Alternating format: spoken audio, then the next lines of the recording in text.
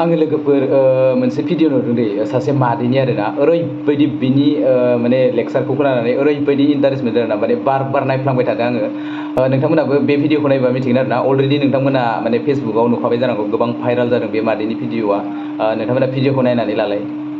दुखुबो जागारनांगौ गोसोथोनायाव गारजा फेरनोबो नांगौ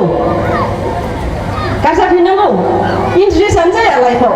जुदि एक्स गैयाबा एक्स थानांगौ सिगां सिगां थाबायथिबाय थानो उन उन मा होनो थाबायथि नुहोबाय थानो बिराद इन्ट्रेस्ट जायो मिथिबाय नों माजों बेस्थ' जानो एक्सनिखौ दा एक्सखौ नोंबो मिथिनो लुबैगोन एक्सआबो नोंखौ मिथिनो लुबैगोन दोखो दोखो थैहाबथानाव गोसोथोलायनानै मोनाबाबो थांथारनांगौ मानसिया होमबासो देरहायो सासे गोसोथोनायाव थैलाबायबा बे मा लाब जाखो मा नुस्लाबखो संसाराव ना दुखुखौनो मोनस्लाबखो ना सुखुखौनो मोनस्लाबखो मोना बे एक्सफोरखौबो दा जायफ्रा बोरैबा गारनो हादों बा गारजाबाय देनां एसे बैसो जाबा हाबा जाखांबा संसार जाबा इन्ट्रेस्ट मोनगोरबावगोन बेखौनो गारजानायाव गाव जे माबायदि